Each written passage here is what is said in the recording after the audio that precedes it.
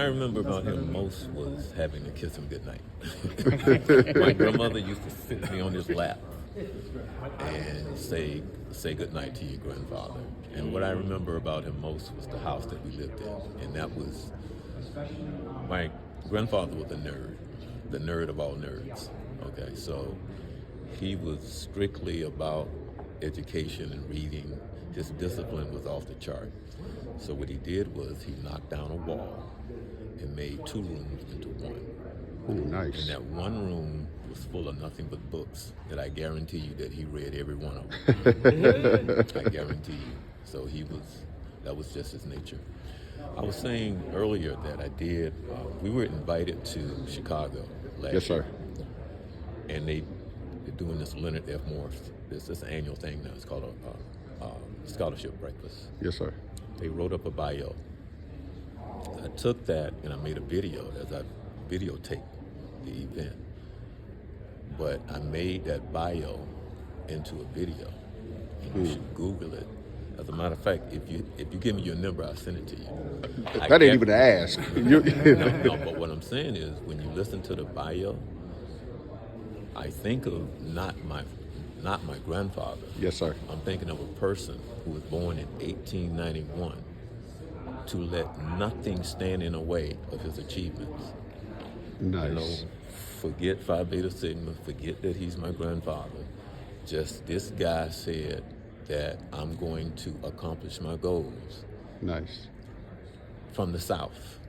Nice. Think about that. Yes.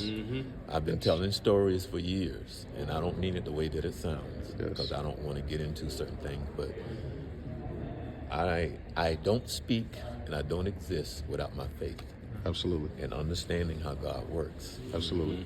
Okay. So understanding how God works, Rosie Parks and what she did. Well, there was quite a few people who did that before Rosie Parks. But for whatever reason, Rosie Parks is nationally known. Absolutely. Okay. Now, my grandfather did that long before Rosie Parks. And I had quite a few family members tell me the story, him in the South, and can you imagine this white woman coming to him on the bus, telling him, my feet hurt, and I need to sit down. And he said, your feet hurt, that's not my problem. And there was a little something. Of course, he didn't, he didn't give up the seat. Him being my grandfather went left and wrote the owner of the bus company a letter about what he went through. The letter came back and apologized to him. So I don't know if you know the history of what happened when they boycotted the buses and all of that, but to understand him, you have to look past the blue and Greek sign and just look at his spirit and how disciplined he was, to the point that it's almost like, man, you crazy. I'm serious. He was so disciplined. No. It was his discipline was off the chart. Yeah. He was in the basement, I was told, reading by candlelight, that he almost went blind. Just Wow. right. So that's who he was. Now, quick follow-up question. Myth is that he had an intimidating Oh yeah. presence about him. Yeah, he did. He was. See, that's what I meant by he was.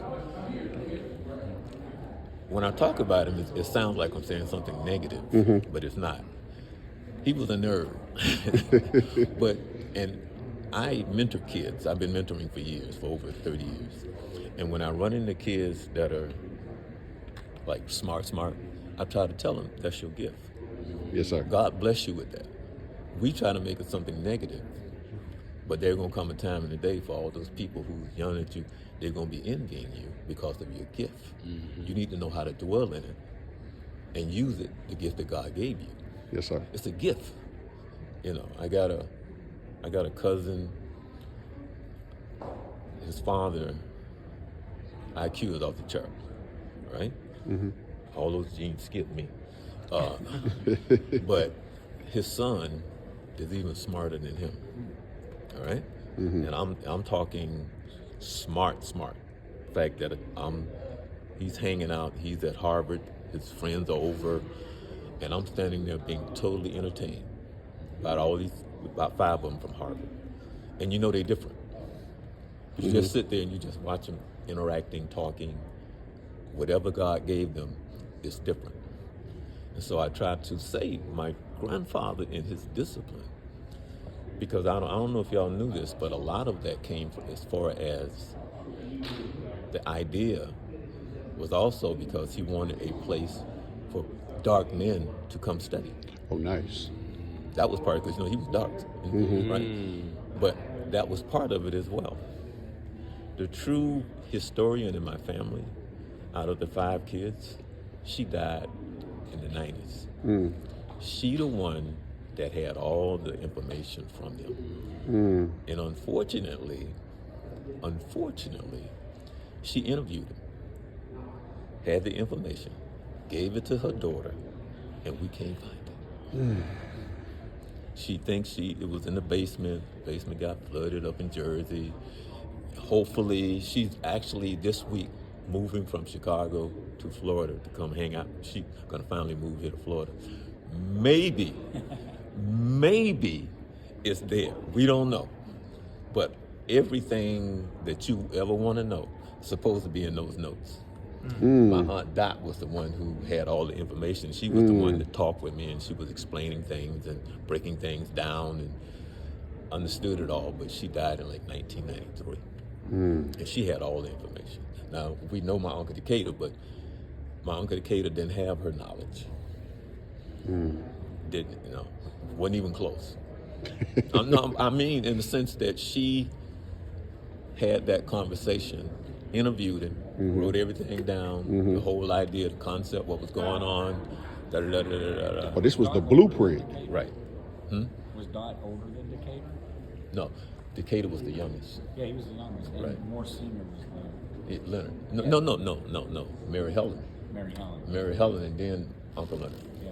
Okay. So 1924.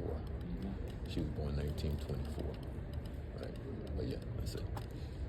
Nice. Yeah, that's it. Thank you. Thank you.